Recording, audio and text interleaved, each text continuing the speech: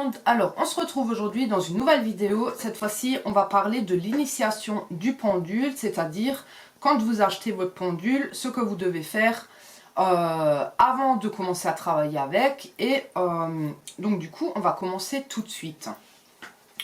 Alors j'ai déjà fait une vidéo sur la purification de ces pendules, de ces pierres, de ces oracles et tout, mais je vais quand même vous le réexpliquer ici pour que tout soit comprimé dans une seule vidéo. Donc du coup, vous avez l'option de l'encens ou des bâtonnets d'encens, de la sauge ou de n'importe. Ici pour le coup, j'ai du Nag Champa, j'en ai déjà parlé plusieurs fois dans les différentes vidéos.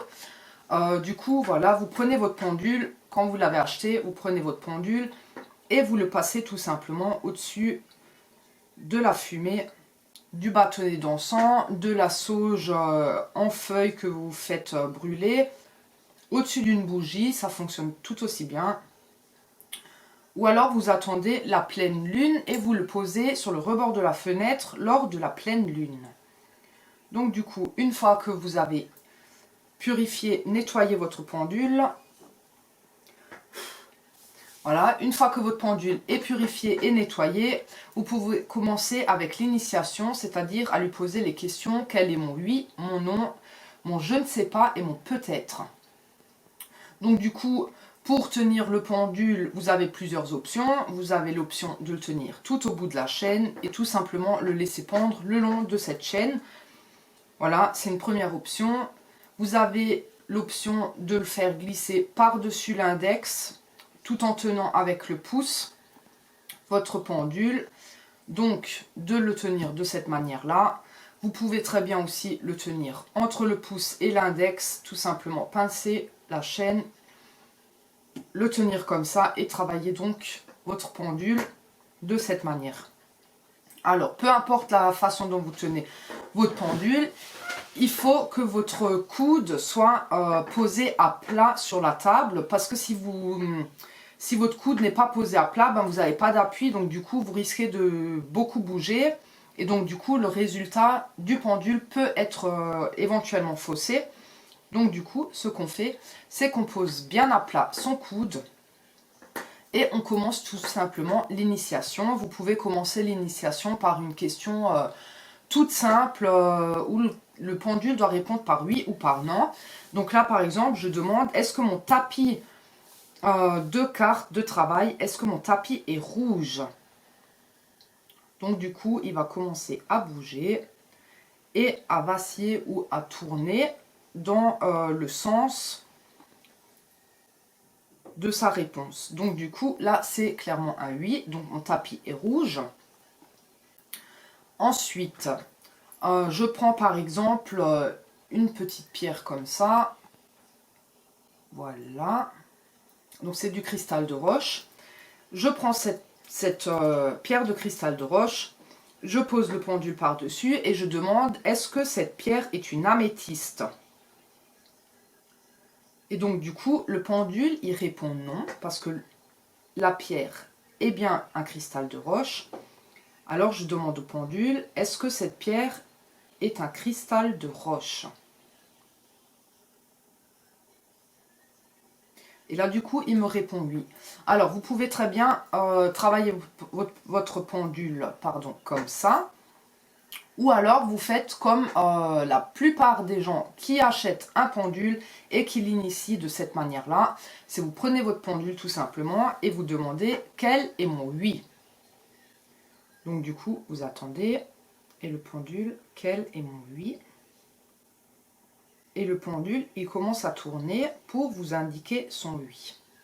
Donc du coup, là, pour mon pendule, le oui, c'est dans le sens des aiguilles d'une montre. Ensuite, je demande mon pendule, quel est mon nom? Quel est mon nom? Donc du coup, là, c'est le sens inverse des aiguilles d'une montre. Ceci est donc le nom. Ensuite, on demande quel est mon peut-être. Mon peut-être, il vacille de haut en bas, donc voici le peut-être. Et quel est mon je ne sais pas? Donc du coup là, il vacille dans le sens de droite à gauche pour dire je ne sais pas.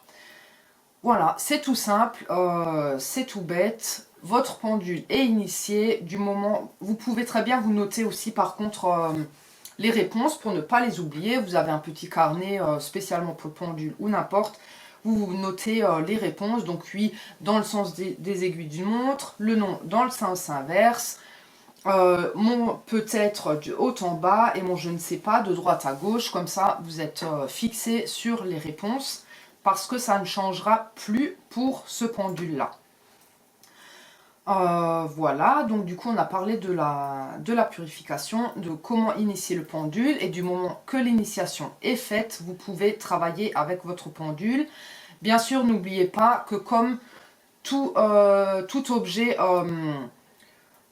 ésotérique, de voyance, de spiritisme et tout ça, il faut bien sûr le purifier et le nettoyer de toute énergie négative de temps à autre, parce que si l'objet est trop chargé en énergie négative, il ne fonctionnera plus. Si vous demandez en revanche plusieurs fois la même question, c'est possible que le pendule ne vous donnera plus de réponse, parce que si vous répond une fois, normalement vous devez être fixé sur la réponse, vous ne devez pas douter de la réponse.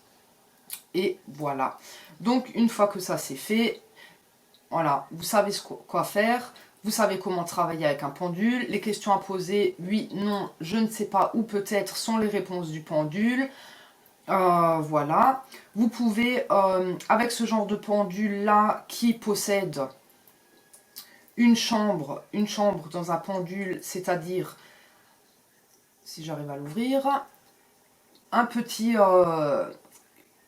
compartiment dans lequel vous pouvez insérer un cheveu, un bout de tissu, un tout petit objet, parce que c'est vraiment très petit. Vous avez des pendules avec des chambres bien plus grandes, mais voilà, pour moi ça me suffit largement pour par exemple chercher des personnes disparues. Donc du coup, voilà, vous cherchez sur une carte de la région où la personne a disparu plus ou moins. Vous pouvez très bien trouver une personne comme ça, répondre à des questions toutes simples. Ne cherchez pas à avoir des réponses trop compliquées. Si le pendule ne vous répond pas du tout, ne soyez pas déçus. C'est possible que la réponse ne soit pas importante pour vous. Et que la question que vous posez tout simplement, c'est tout simplement en fait pour flatter votre ego, et pas pour, voilà, pas pour une question importante dans votre vie. Donc du coup, voilà. Ensuite, ce que je voulais dire aussi, je l'inclus vite fait dans cette petite vidéo vu qu'on parle de pendule. J'ai vu récemment un live d'une dame qui faisait un live ésotérique. Donc du coup, voilà, elle faisait un peu les cartes, le pendule et tout ça. Et donc du coup, elle a sorti un cadran Bovis. Donc pour ceux qui ne savent pas ce que c'est un cadran Bovis, c'est tout simplement un cadran avec des unités de mesure sur votre taux vibratoire. Donc du coup, nous sommes tous dotés de taux vibratoires. Un objet peut avoir un taux vibratoire, une maison peut avoir un taux vibratoire, hein, bien sûr, parce qu'il y a de la vie à l'intérieur et tout. Un animal peut avoir un taux vibratoire, donc du coup, voilà, ce cadran Bovis se présente de la manière, de cette sorte-là. En fait, c'est un demi-cercle, tout simplement. Donc j'essaye un peu de gratter sur mon tapis pour que vous voyez, mais à mon avis, vous devez rien voir. Donc un demi-cercle. Sur ce demi-cercle, il y a des petites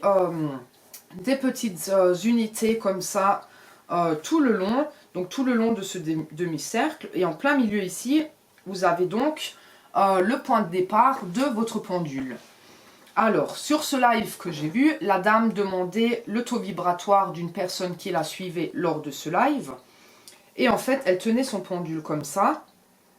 Et elle demandait le taux vibratoire de cette personne. Et du coup, on voyait dans ce live le regard de cette dame-là qui faisait ce live, regarder dans une direction.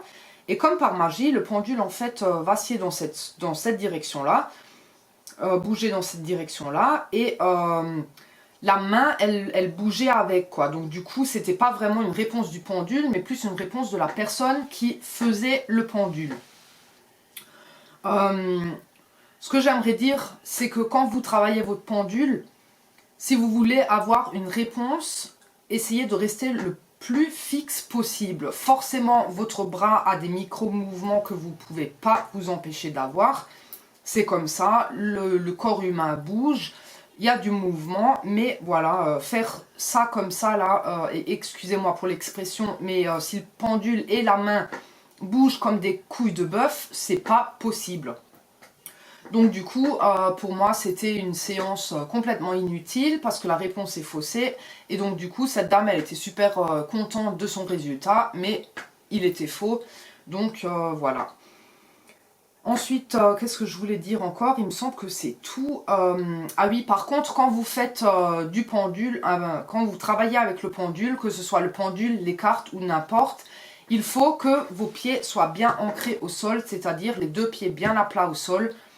Et pas debout, assis ou en l'air ou n'importe, enfin voilà, les pieds croisés ou n'importe, bien à plat au sol, les deux pieds lors de la séance, c'est important. Et voilà, donc c'est tout. J'espère que cette petite vidéo vous aura aidé, vous aura appris peut-être quelque chose. Je sais pas trop parce que bon, on trouve quand même énormément de vidéos sur le sujet.